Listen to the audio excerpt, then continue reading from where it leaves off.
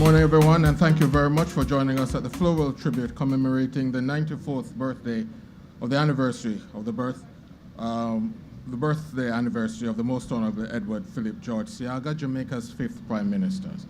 We will begin with prayers. I invite the Reverend Henry Samuels of the Hope United Church to lead us in prayer.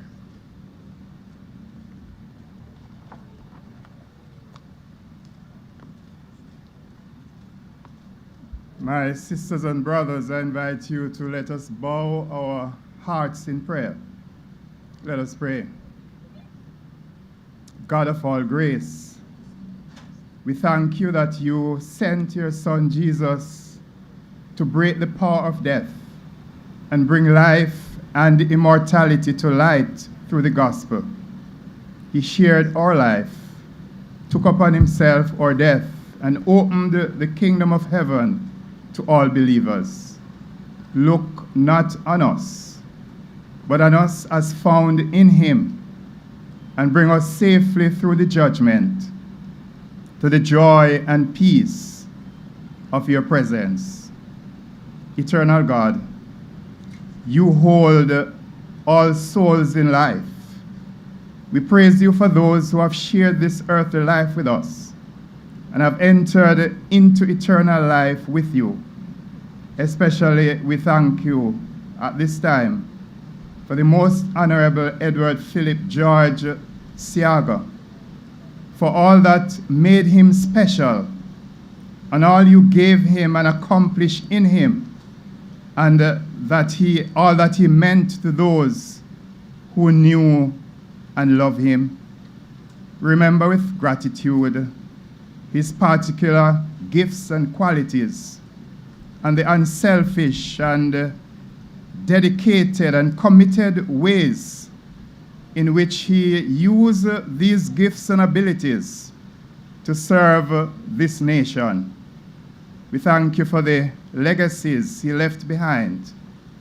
We thank you for the courage and strength in which he served, and we give you thanks for him at this time. Oh God, we pray that, encouraged by the example of your saints, we may run with patience the race that is set before us, looking to Jesus, the pioneer and perfecter of our faith, so that at the last we may join those whom we love in your presence, where there's fullness of joy. We beseech you, Lord, to use this moment to glorify your name through Jesus Christ, our Lord. Amen. Thank you, Reverend. Please be seated.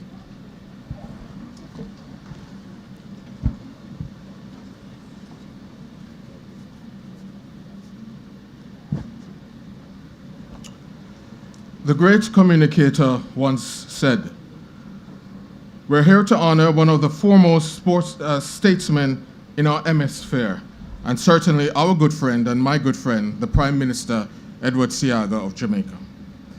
Mr. Seaga is being awarded the 1982 American Friendship Medal by the Freedoms Foundation for his efforts to further democratic institutions and the free market economy, and for his courageous leadership in the cause of freedom for all people. Few people are more deserving of this tribute than Prime Minister Seaga. People often say that freedom is a worthy ideal and it works. Well, the proof of this axiom is reflected in the achievements in Jamaica of the man that we're honoring today. Before Prime Minister Seaga, there was violence and lawlessness. Now there is peace and growing respect for the law. Before, there was despair about the future. Now there is hope and expectation of better times ahead. In the recent past, the economy was declining. And now, through free enterprise, it is growing. And a short time ago, few new jobs were being created. And now there are significant employment opportunities. Without the political and economic freedom characteristic of democratic societies, these results would have been impossible.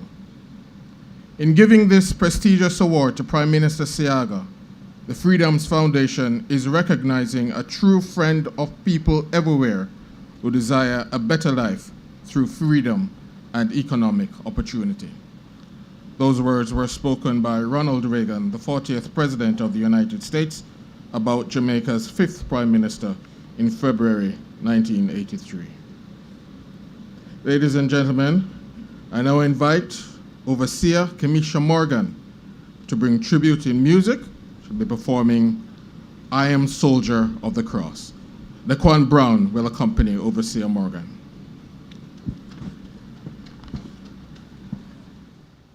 Am I a soldier of the cross?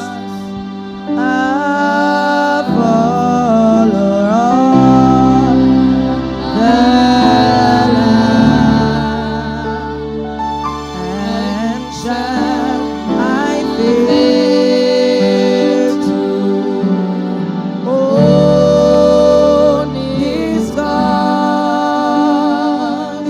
or blush to speak His name?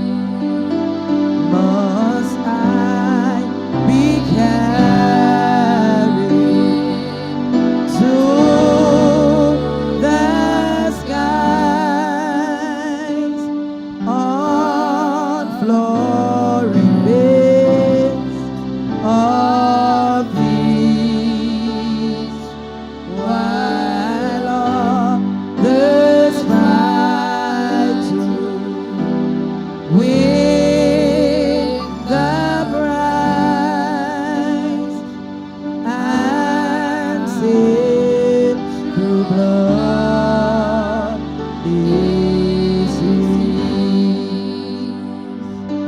Are there no foes for me to face? Must I not stay the blood? Is this vile world a friend to grace, to win me on to God?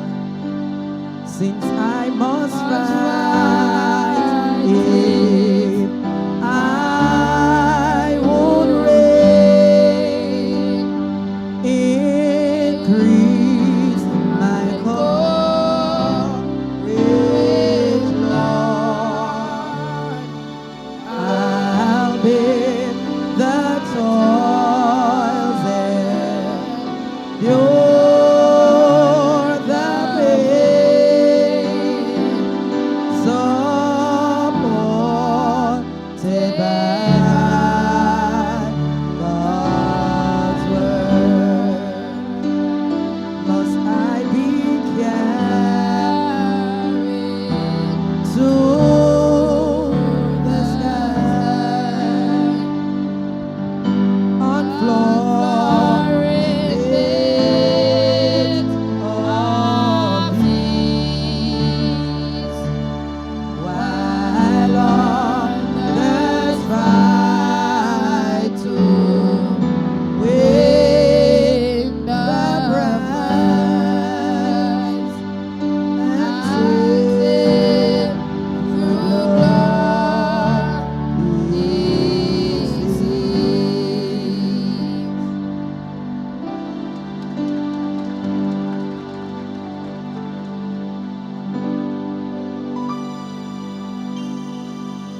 One more time, please, for Overseer Morgan and young Mr. Brown. Ladies and gentlemen, I now invite the Honourable Olivia Grange, the Minister of Culture, Gender, Entertainment and Sport, to do the official welcome.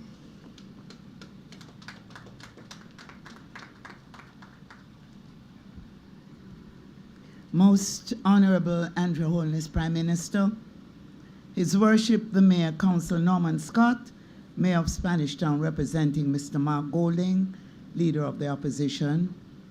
Dr. the Honourable Nigel Clark, who is on his way. Honourable Desmond McKenzie, Minister of Local Government and Rural Development and Member of Parliament for West Kingston. Other members of the Cabinet, Senator the Honourable Thomas Tavares Finson, President of the Senate, Ministers of State, members of the Diplomatic Corps, Permanent Secretaries, Reverend Henry Samuel Sr., Hope United Church, the Most Honourable Mrs. Edward Seaga, widow of the Most Honourable Edward Seaga, Mr. Christopher Seaga, son of the Most Honourable Edward Seaga, who is also celebrating his birthday today, Mr. Robert Montague, Chairman of the Jamaica Labour Party, His Worship the Mayor, Councillor Andrew Swaby, Mayor of Kingston and St. Andrew, and councillors of the KSAMC, Lieutenant Colonel Eldon Morgan, Acting Inspector General representing the Chief of Defence Staff, Assistant Commissioner of Police, Mr. Gary Mackenzie, representing the Commissioner of Police, Custodies of Parishes, Mrs. Prudence Kidd Deans, representing JLP Women's Movement, Mrs. Anne-Marie Spence-Heron, President of the Tivoli Gardens Football Club, Mr. Shane Carr, President of Generation 2000, and the members of G2K, Mr. Ron Walsh, President of Young Jamaica, and members of Young Jamaica. Senators who are present, including Senator Abka Fitzhenley, executive and members of the Jamaica Labour Party, Mr. Edward Shakir, heads of agencies and departments, Miss Kingston and St. Andrew Festival, is she here? Festival Queen, contestants. I'm asking for a special applause for the Miss Kingston and St. Andrew Festival Queen contestants who are here this morning. Distinguished ladies and gentlemen, media. Quite an extensive acknowledgement. And I just want to indicate that if there's anybody specific who should have been acknowledged, I acknowledge you. So this occasion on which we commemorate the life and work of one of Jamaica's finest sons is special for many, many reasons. In reflecting on how completely immersed the Most Honourable Edward Seaga was in Jamaican culture, while also making a huge contribution to its preservation and development, a striking fact occurred to me. This year, 2024, is the 60th year since he, as Minister of Development and Welfare, with responsibility for planning, social development and culture, advocated for and arranged for the remains of the Right Excellent Marcus Garvey to be returned home to Jamaica from London and reinterred with honor right here at National Heroes Park. 60 years. Edward Seaga's attitude and advocacy is still alive, and I can feel his hand of guidance stretching forward from his time as culture minister in the 1960s to my time of service in this capacity today. We have just celebrated Workers' Week and Labor Day with a clear focus on inclusion and support for Jamaicans with disabilities, the elderly and the vulnerable. These categories of citizens were near and dear to Mr. Seaga's heart. As we all know, he was a practical man. In the same way that he said that it takes cash to care, he also went beyond expressing his concern and love for them and set about building lasting institutions and programs for their protection and care. That is why he created the network of Golden Age homes for the elderly poor, the National School Feeding Program, the Food Stamp Program for elderly poor and lactating mothers, and the Learning for Earning Activity Program for street children, among others. Papa Eddie, Mr. Eddie, Uncle Eddie, had an unusually deep understanding of the impact of culture on every aspect of national survival and national development. And this was at the core of the policies and programs he developed and the institutions he created. He understood the power of culture as a unifying force, capable of bridging divides and fostering a sense of national pride and national identity. Through Mr. Seaga's efforts to preserve and promote Jamaica's rich cultural heritage, he ensured that future generations would continue to cherish and celebrate our nation's history. So that is why his tremendous and far-reaching impact on our culture can easily be seen in observances like these, and as well as his initiation as the Festival and Heritage Week, and in institutions such as the Jamaica Cultural Development Commission, which today organizes this function, and the Creative Production and Training Center, of which the cameramen and the team are here to carry this observance live and streaming on the internet. One of Mr. Seaga's most enduring legacy is his role in the development of the Jamaican music industry. He recognized the power of music as a unifying force and a vehicle for social change. Through his efforts, Jamaican music from ska to reggae was not only celebrated within our borders, but also introduced to the world, becoming a global phenomenon and a source of national pride. And not only did he talk the talk, but he walked the walk, because he himself was the producer of one of Jamaica's first big hit, musical hit, O Mani O. Throughout the journey of his adult life, from anthropologist to parliamentarian to prime minister and beyond, the Most Honourable Edward Seaga recognized that the soul of this nation resides in our people and our culture, and he worked tirelessly as a passionate steward of both. Today, on his 94th anniversary, on the 94th anniversary of his birth, and the 50th year since his passing, I call on us to honor the Most Honourable Edward Phillip George Seaga in practical ways. Let us continue to build on the foundation he laid by working in our communities to develop a Jamaica that is unified, peaceful, and prosperous. Mr. Seaga, everything he did was well structured and organized.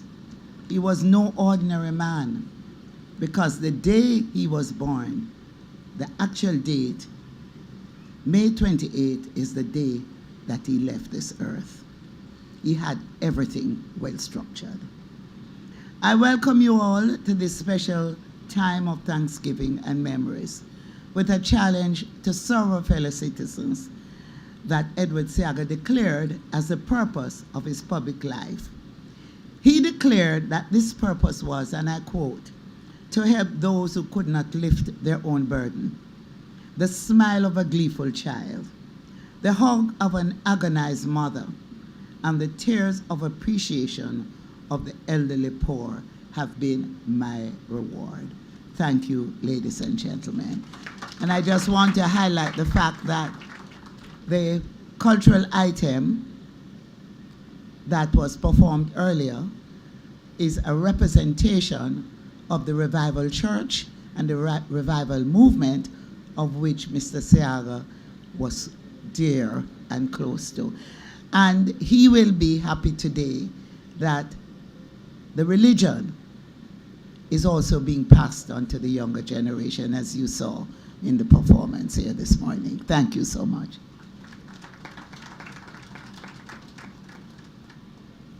Thank you very much, Minister Grange. And now with his reflection, please welcome the Prime Minister, the Most Honourable Andrew Holness.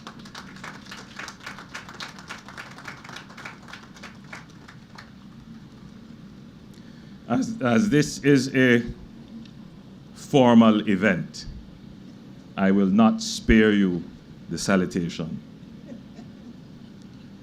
Thank you, Mr. Watt, for your mastery of the ceremony. Thank you, Reverend Samuels, for your prayers. Allow me to acknowledge, believe it or not, well regaled in bright colors. I do consider him friendly.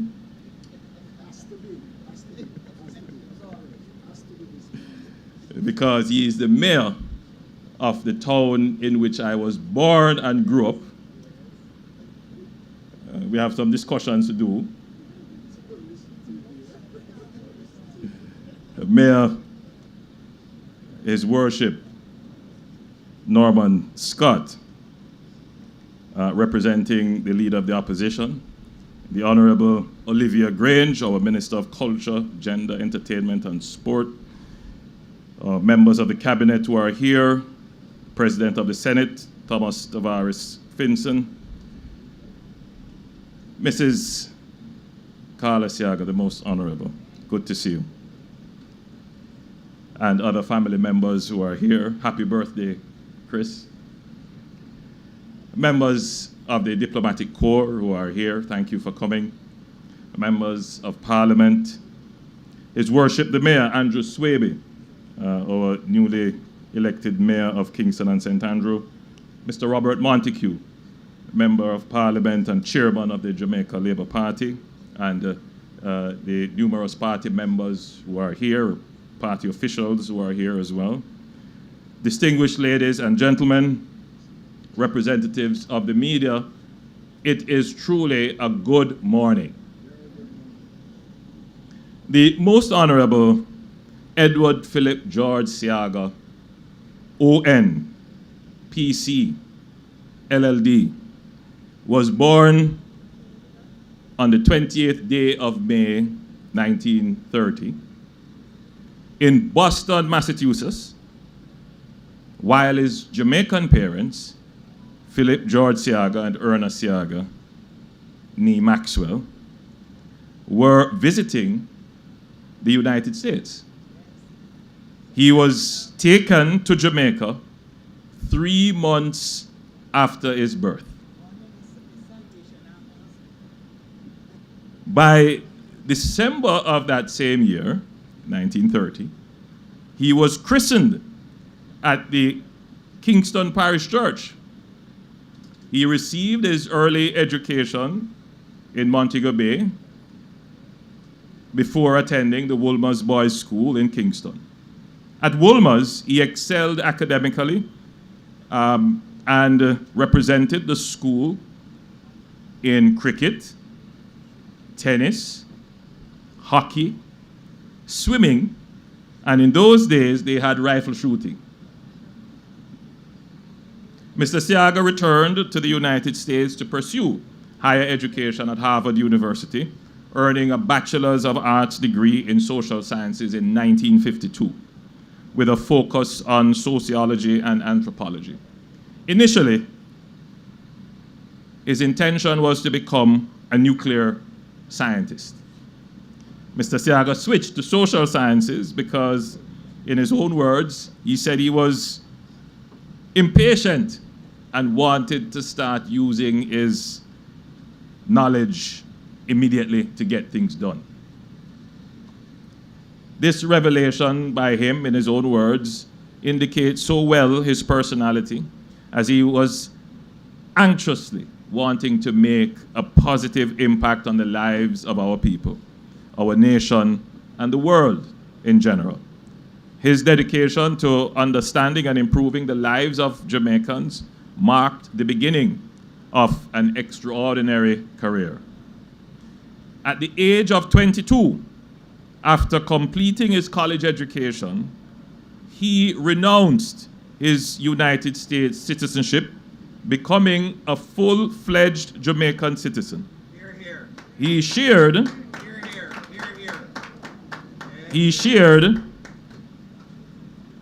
that he did so because he was uncomfortable serving two flags and chose to serve the Jamaican flag only.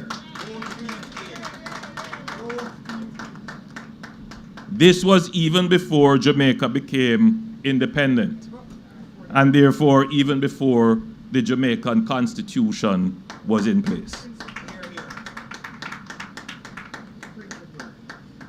He chose Jamaica.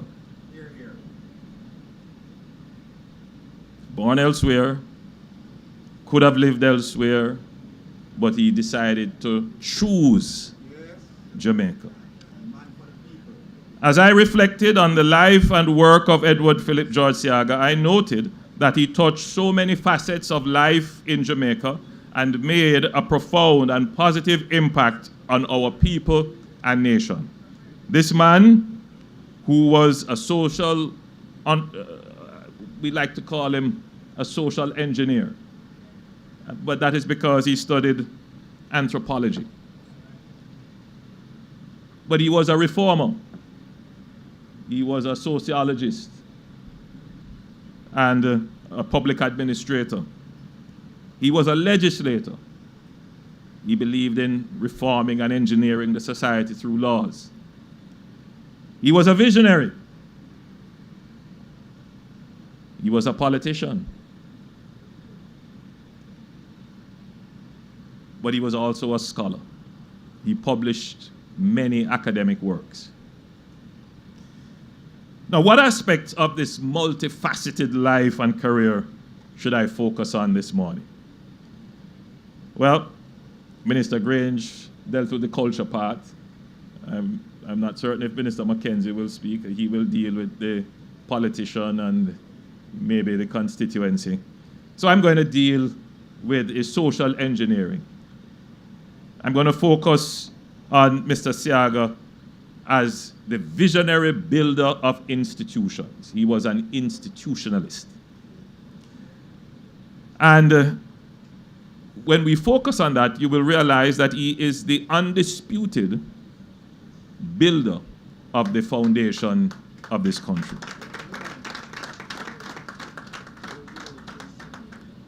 Many of our young people, and not so young people, may be unaware of the many institutions that we take for granted today that were established under the leadership of Edward Phillip George Seaga. We take pleasure in calling him by his full name.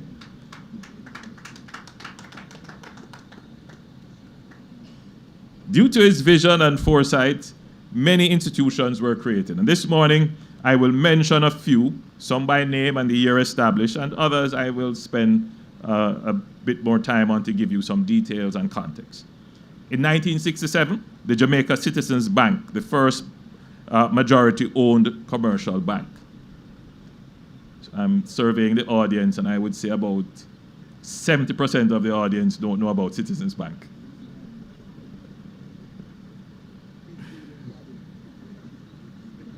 No, the chairman of the party had an account there, I'm certain.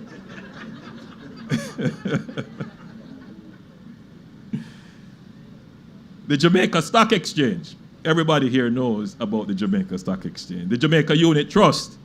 Again, maybe 70% of the audience would know about the Jamaica Unit Trust. The Jamaica Mortgage Bank, still in existence. It's going to go through a transformation soon. He founded that institution in 1972. The National Development Bank in 1981, that's the forerunner to what we now call DBJ. The Agricultural Credit Bank in 1981.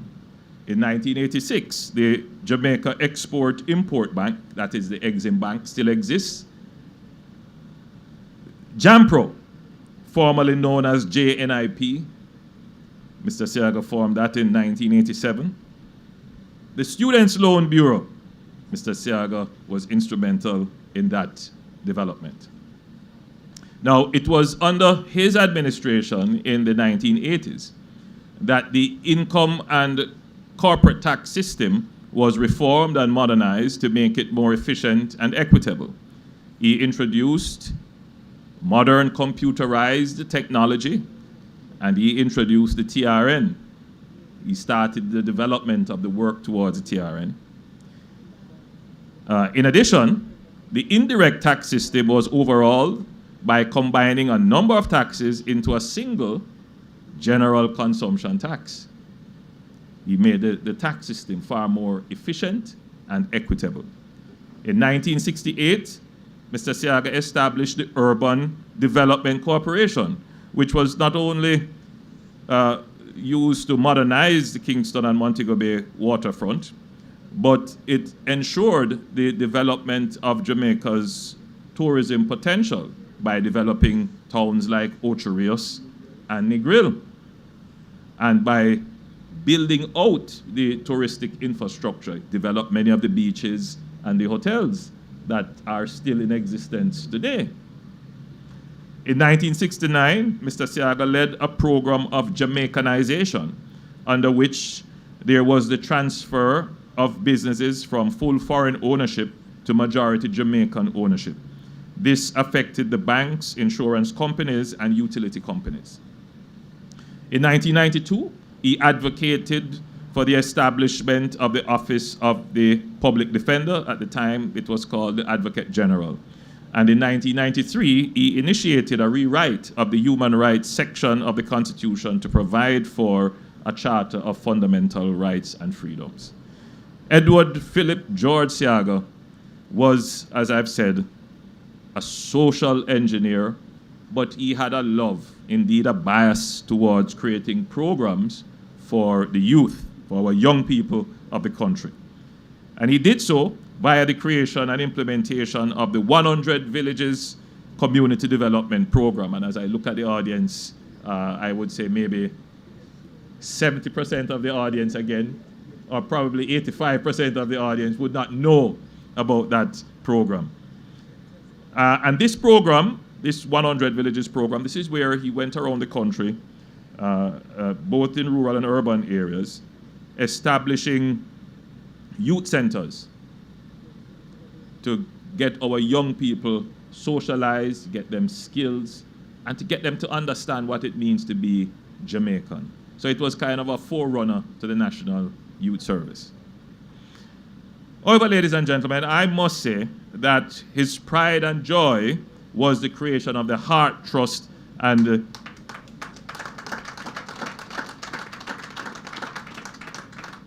today we call it the Heart Trust NSTA, National Training and Service Agency. He was extremely concerned about the number of young persons leaving school at age 15 years without a skill. In Jamaica, we have a concept of out school. And some people are out of school by age 14. That would be somewhere around grade 9. And others are out of school, should be around 16, 17. That would be the end of high school. But during that period of time, most Jamaicans were out of school, out of the education system by age 14, 15. And that was a real travesty because that placed a definite limit as to how far you could advance in any career without having the requisite years of schooling and skills. That preoccupied his mind, and he developed the Heart Trust.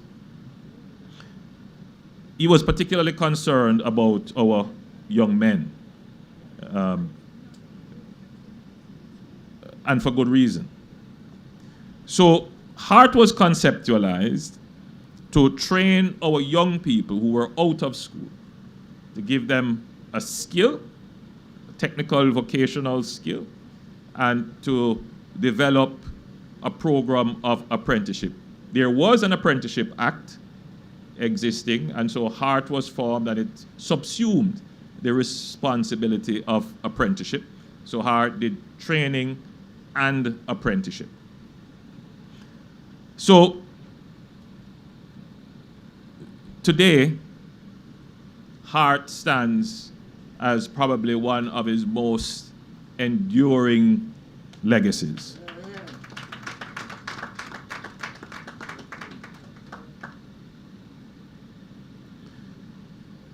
In 2024,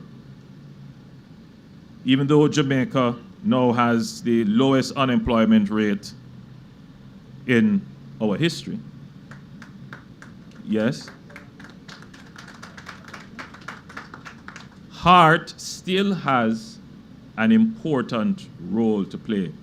In fact, the role of Heart is evolving. It is not just to train persons who are out of school and to fill the required education gap. Heart's new mandate must now be to ensure that all our workforce, because now it's not just training people who are out of school, it is now about training people who are in work. So Heart doesn't go away because the unemployment rate is so low. Heart's new job is to deal as well with persons who are in work, so that the labor force is trained and aligned with the skills needed by industry, commerce, and for public development. That's the new mandate of Heart. So I have charged the Heart Trust to reform itself and to re-engineer, and we are now remissioning Heart on this new mandate. It is going to be absolutely important that Heart is remissioned, and we have started this remissioning of Heart over 5 years ago, merging the JFLL and NYS into Heart so that there is a comprehensive catch-all institution. We recently announced new programs to specifically target the out-of-labor force youth. There are between 25 and 30,000 youngsters who are unemployed, but potentially could be in our labor force. And so we announced the CARE program, and that program is designed to give stipend and other support to get them into a program of training that will help them to take positive steps towards entering the labor force. Everywhere I go, and I encounter persons who are in business, there are two complaints. I won't raise one of them here. I'll raise that at another place. But consistently, the issue is we do not have enough trained labor. And they're raising it in two contexts. First context is we have posts to fill, we can't find trained people to fill them. And secondly, we have people in posts, but they are not aligned with the skills that we need for the post. So that is now the new mission of Heart. So we're going to get those youngsters who are outside of the labor force. We have a program designed for that. It will be rolled out shortly. And we are now going to focus on the upskilling and alignment of the labor force. That is something that I am personally, directly, along with Minister Dana Morris-Dixon, working to ensure that this happens. We have taken some other positive steps with Heart. For example, we have removed any tuition fee, and since having done that, 120,000 Jamaicans have registered for Heart. I know one policeman who registered to do tiling. So he's already in the labor force, but he wants to acquire a second skill. So he registered in a course for tiling. Now, I'm not here saying that the institution is perfect, that it is running as efficiently as it should. So in addition to the remissioning of the organization, the administration of the organization must be improved.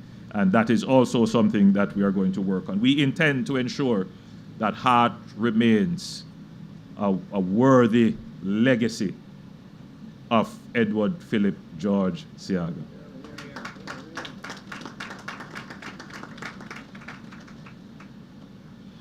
So, Minister Grange told you about the JCDC. He developed that, the National Gallery, the CPTC, the Craft Development Agency that no longer exists, but that is under a policy under the Ministry of Tourism. Things Jamaica. Some of you may know about Things Jamaica. That was another amazing program of Mr. Seaga that sought to market Jamaican art and cultural artifacts. The Arawak and Port Royal museums, and he planned developments for Seville, Port Royal, and Spanish Town. Mr. Seaga, you may recall, one Sunday evening, Mr. Seaga called me to his house, and he, I distinctly recall, Mr. Seaga in his half pants, short pants, and his polo shirt, and he was very excited that I was coming by. I was maybe 2 years Prime Minister, and so he was very happy that I was coming to see him. And on a big table, he laid out several plans that he had for Port Royal, for Seville, for Spanish Town. These are thick documents that, when he was Prime Minister, he had commissioned. And he was so passionate about it. Like he was saying to me, Andrew, make sure these things get done. I wanted to do them, but for whatever reason, time, elections, politics, and you wonder, if we had gotten them done, how better off Jamaica would have been. But politics sometimes gets in the way. And they were excellent plans. I still have those plans, and I have shared them with the Port Authority, with the UDC. And you can see we're starting to address them. For Port Royal, we have started. Put in the cruise ship pier, we have built the museum, we're running water. Because these plans, when you see them on paper, they look good. But to get to that point of how good it looks on paper, you can't put a museum there and you bring guests and there's no water. And the people who live there, they can't enjoy the facility because all the water is going to the... No. So all of the planning that is necessary to make what is on paper look good, all of those things have to be done, and it takes time. So you build institutions to develop these plans. So whatever happens to the politics, hopefully the policies don't change, and therefore the institutions can continue to run and deliver. And that's what we have been doing. So Minister Grange is saying, and I'm certain that the mayor is saying, what about Spanish Town? Spanish Town is coming up. Spanish Town, I don't want to digress from the presentation, but Spanish Town is a multi-layered challenge. Infrastructure. Spanish Town requires a great deal of social engineering. It's a massive undertaking, and the budgetary requirement for it would be significant. So one of the things as Prime Minister, that I always reflect on is that everybody knows the solution to the problem. So everybody can identify the problem, everybody quarrels about the problem, and everybody knows the solution about the problem. But when it comes to now implementing, how do we get it done? And you realize the multifaceted nature, that means that the problem has many dimensions, many layers, there are many interests. And then you have to figure out now, how do we sequence what can be done simultaneously and what needs to be done before something else can be achieved? And then you have to wonder now and work out a plan about the interests, because the interests don't always align. So you have interests that conflict. You know, criminals don't want to see the place develop. They want to keep it the way it is so that they can control the extortion. And they will try to do everything to frustrate any movement towards the establishment of law and order, and public order especially.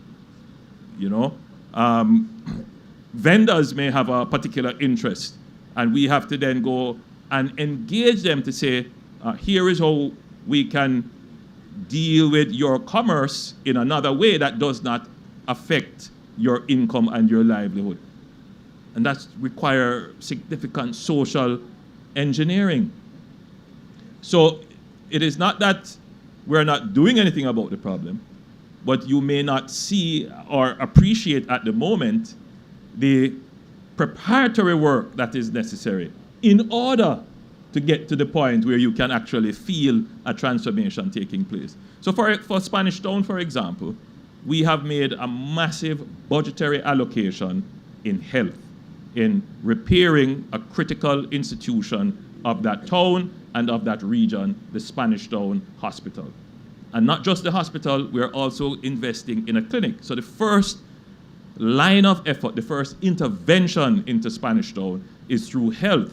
Very important that it is through health, because that hospital as a regional entity gets the most interaction with a government entity outside of the schools.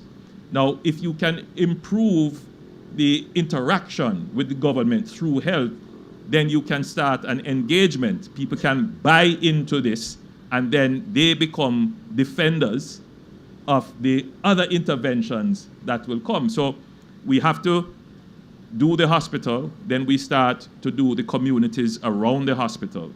Then the next big intervention in Spanish Town will be about public order. Right now, where the police station is, it is just simply not enough. So we're going to be breaking ground very soon for a new police station.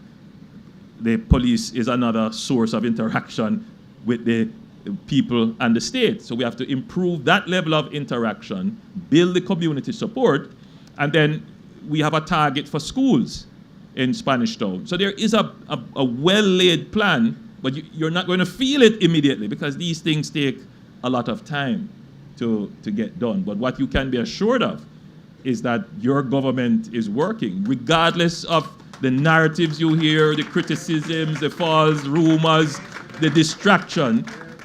We are laser focused on doing the things that will improve your life. That is the reality.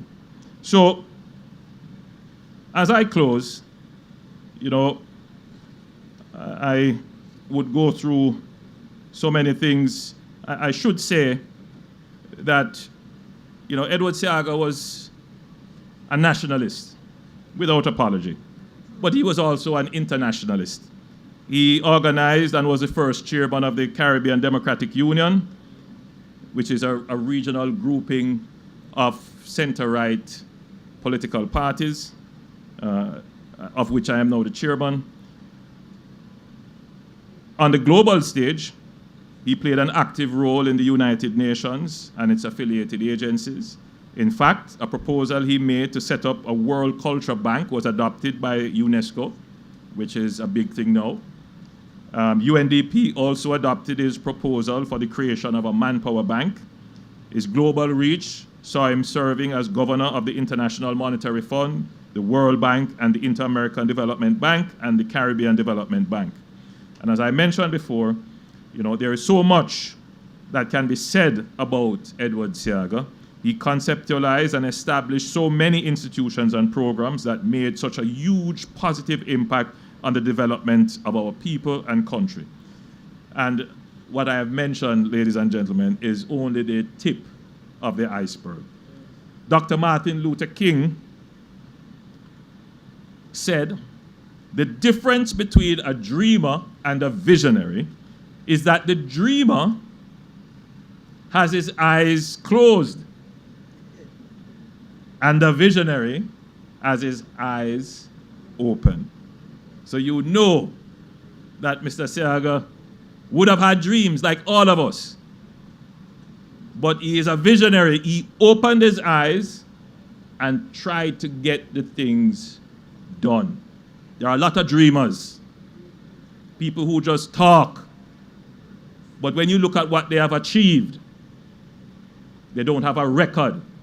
And the Jamaican people must make a decision.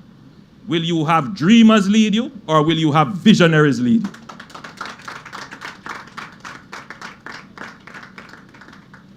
Edward Phillip George Seaga was a true visionary and saw the importance of organization and the lasting value of institutions and this is one of his greatest accomplishments.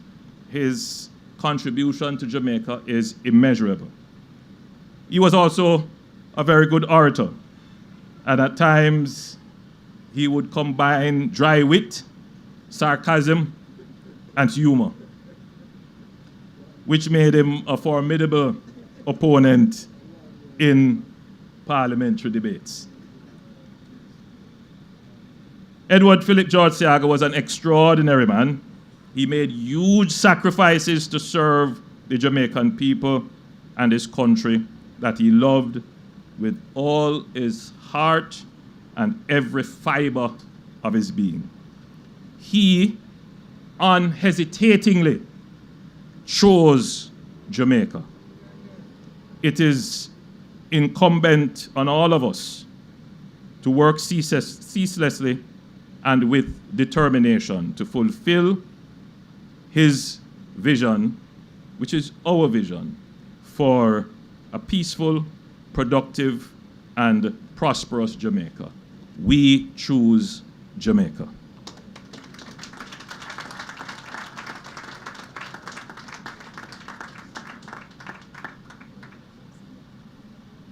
Thank you very much, Prime Minister.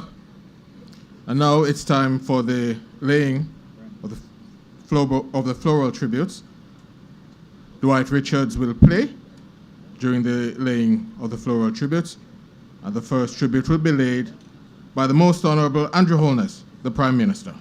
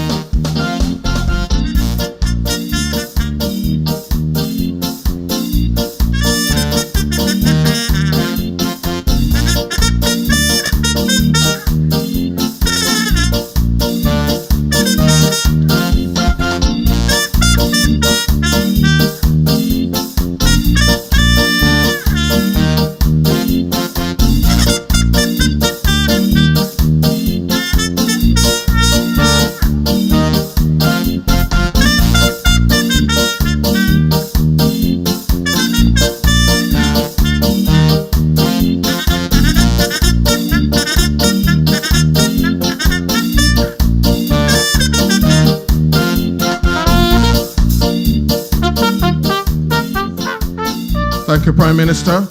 And now His Worship, the Mayor of Spanish Town, Councillor Norman Scott, representing Mr. Mark Golding, the Leader of the Opposition.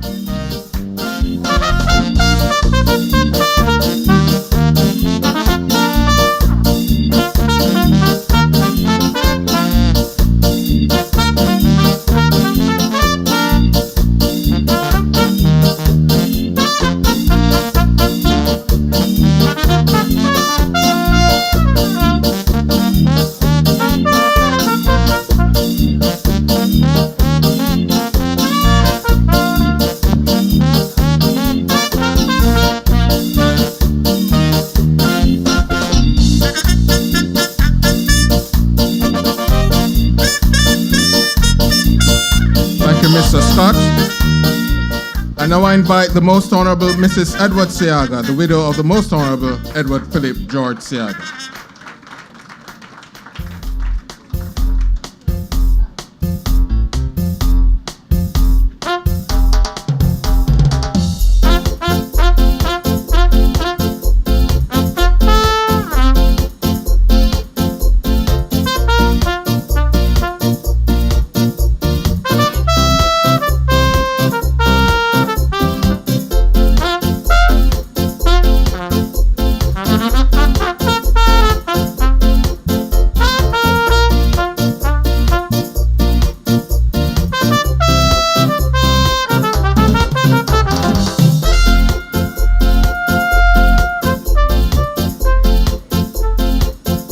Mrs. Seaga. And now, Mr. Christopher Seaga, the son of the Most Honourable Edward Phillip George Seaga, representing the children.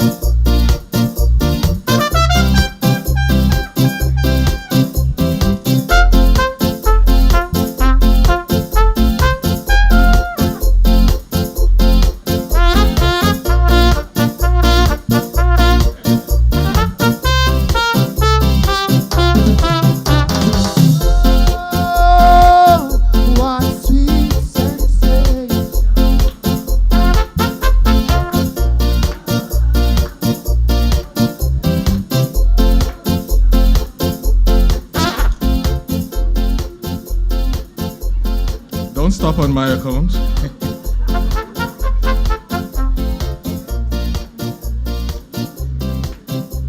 I would join you, but my manager says no free performances. Thank you, Mr. Seaga. And now, the Honourable Desmond Mackenzie, the Minister of Local Government and Community Development, and the Member of Parliament for Kingston Western.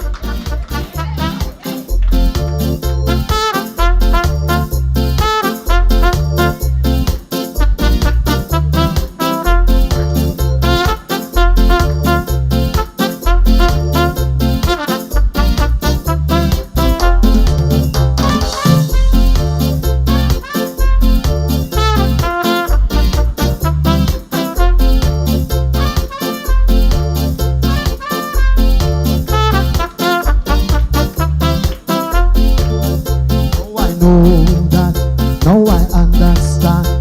You're turning a monkey on me.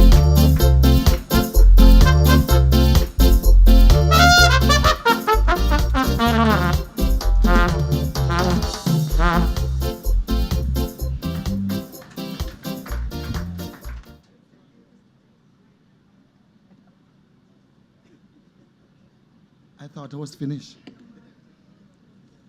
Jomo.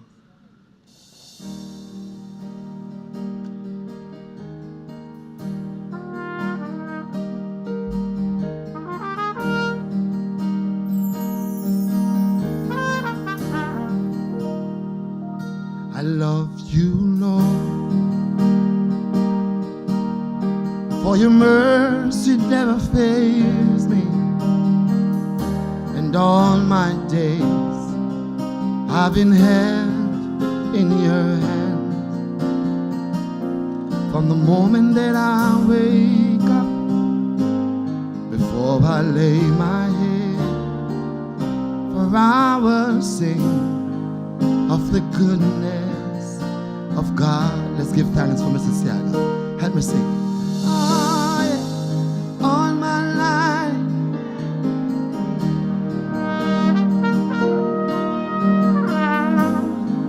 my life you have been so.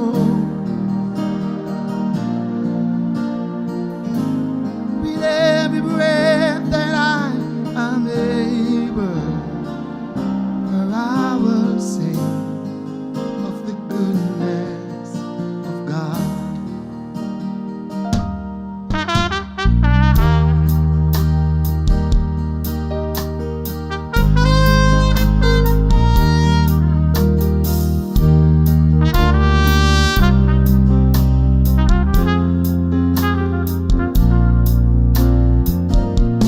I know you as a father, I know you as a friend, for I have lived in the goodness. Let's hear it louder. Let's take off the roof. Oh, mama, mama, all my life, so many years we're celebrating you today. Oh yeah, you have been so. With every breath that I am able, for I will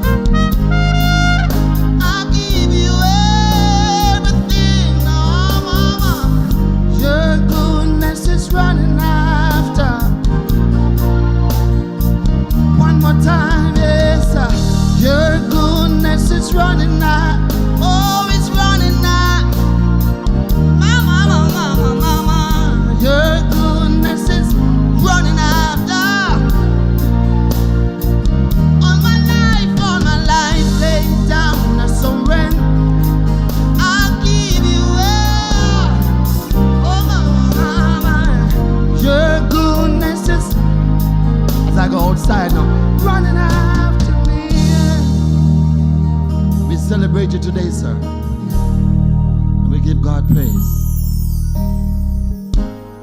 All my life, God has been faithful. All my life, God has been so, so. With every breath that I am able, for I will sing of the goodness of God.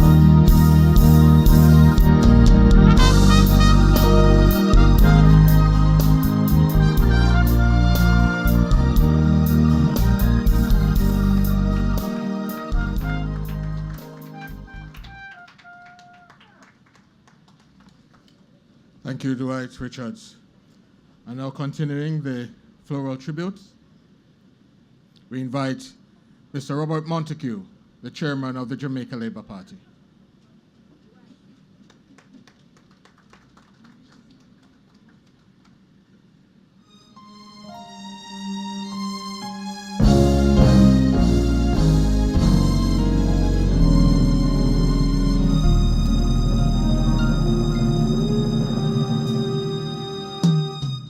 I was born by the river in a little tent. Oh, and just like that river, I've been running ever since. It's been a long, long, long time coming, but I know a change gonna come. Oh, yes, it will. Thank you, Mr. Montague. And now His Worship, the Mayor of Kingston, Councillor Andrew Swaby. But I'm afraid to die, 'cause I don't know what's out there beyond those clouds. It's been a long, long, long, long time coming, but I know a change gonna come. Oh, yes, it will. I go to the movies, said I go downtown. My friends, they tell me, hey, Rasta man, don't hang around. Thank you, Mr. Swaby. It's been a long, long, long, long time coming, but I know change gonna come. Oh, And now I invite Mrs. Prudence Kidd Deans from the JLP Women's Movement. said I go to my brother. I said, brother, help me please. Yeah. Oh, mercy, mercy me. He winds up knocking me down, down, down. Way down, way down, way down on my knee. Oh, there were times I thought I wouldn't last this long. Oh yes, but now I know I'm able to carry on. Thank you, Mrs. Kidd Deans. It's been a long And now time. I invite Mrs. Anne-Marie Spence Heron, the president of the Tivoli Gardens Football Club. Mrs. Heron will be accompanied by Keno Simpson and Rodica Wellington, two of the players of the Tivoli Gardens Football Club. Cha, cha, cha. Rolling down, down.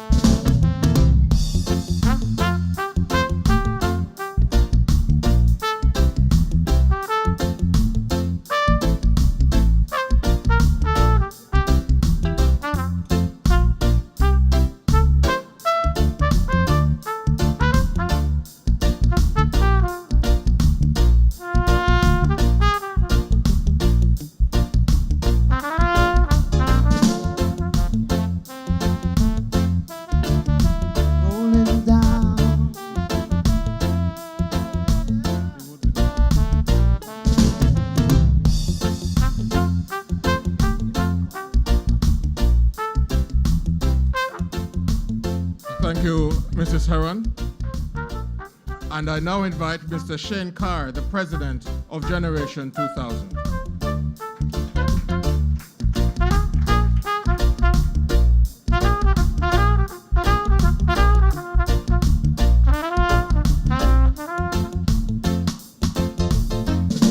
But all I know is I love you, and if I live forever, yeah, I've been loving you still. Ah, you will always be everything to me. So hurry back and bring the sun.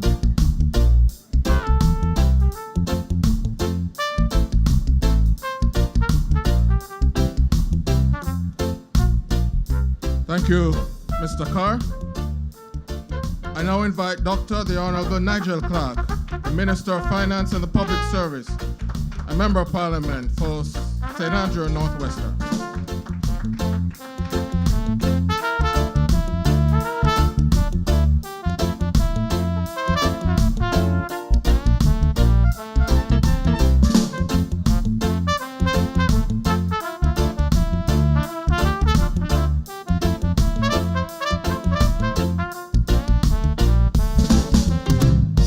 But all I know is I love you, and if I live forever, yeah, I've been loving you still. Ah, you will always be everything to me. Thank you, Dr. Clark. And now, Mr. Rowan Walsh, the President of Young Jamaica.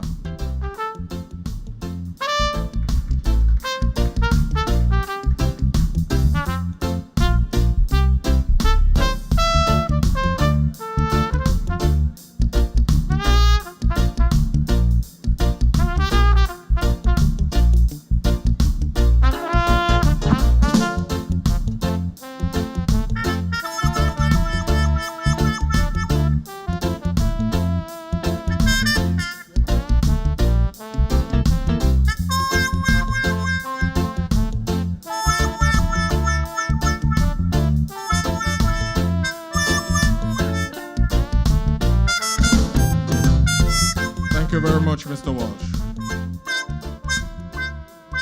And thank you, Dwight. Dwight has a little surprise for us from Mr. Christopher Seaga. And Mr. Seaga.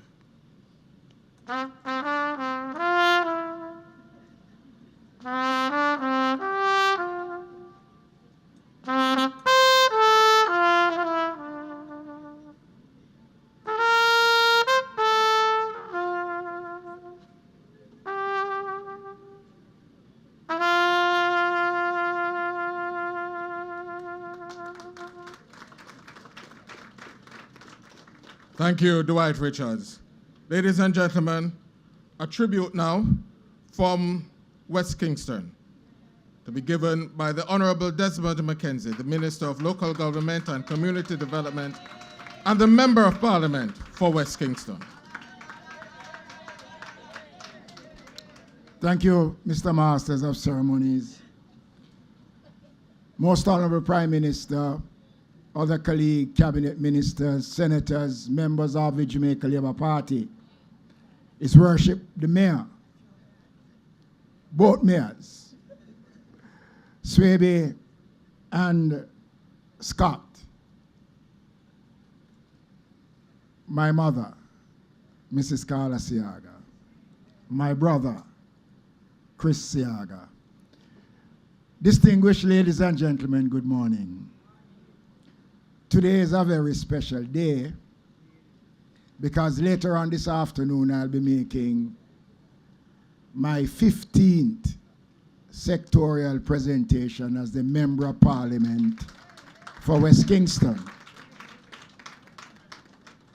In 2019, when I made my presentation, it was on a day like today when the news of his passing came to us. I was strong enough to make the presentation, and I'm equally stronger this year in speaking.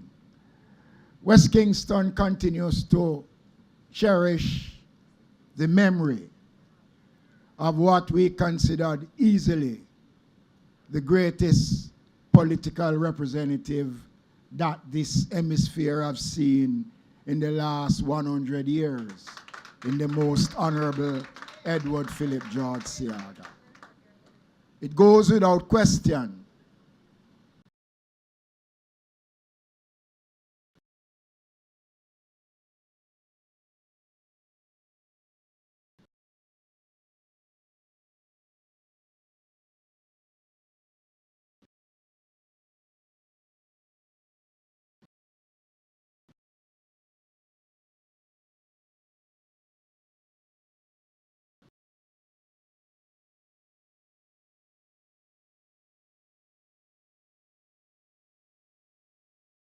the love and affection and the respect we hold for this man who has made many dreams into reality for the people of West Kingston.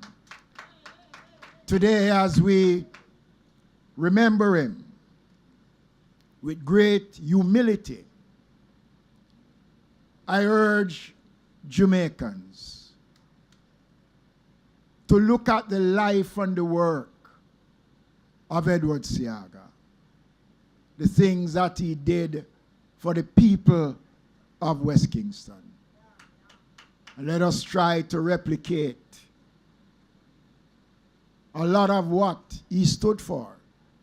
The Prime Minister spoke eloquently about implementing many of the visions and the programs of Edward Seaga. Today, West Kingston is a better place because of Edward Seaga. Babsy Olivia Grange is a better person because of Edward Seaga. And Desmond Mackenzie represents what Edward Seaga stood for the less fortunate of Jamaica. I want to salute him today on his birthday. I want to salute Chris. I know you have been going through some hard times recently, but we are all praying for you, and we will continue to support you. Ladies and gentlemen, on behalf of a grateful constituency, a grateful set of people from West Kingston, and in extension, the Jamaica Labour Party, we honor, we cherish, we respect the memory, the life, and the work of Papa Eddie, the most Honourable Edward Phillip George Seaga.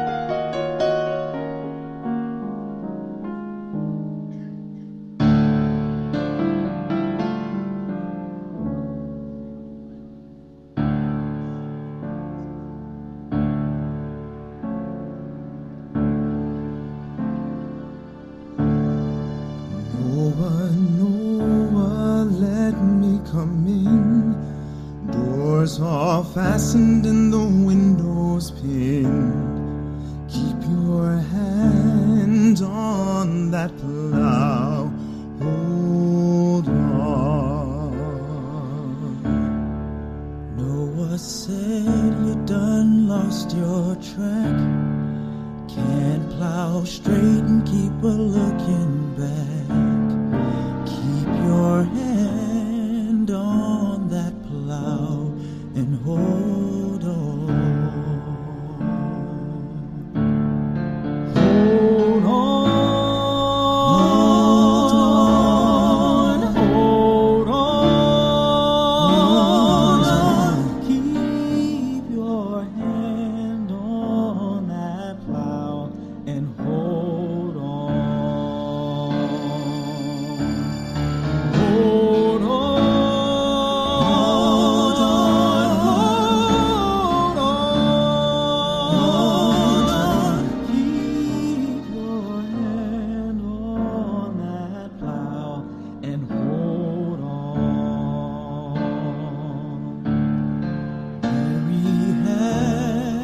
golden chain, every link spell with Jesus' name. Keep your hand on that plow and hold on. Hold that chain and never tire. Every round goes higher and higher. Keep your hand on that plow and hold on. Hold on. Hold on. Keep your hand on that plow and hold on.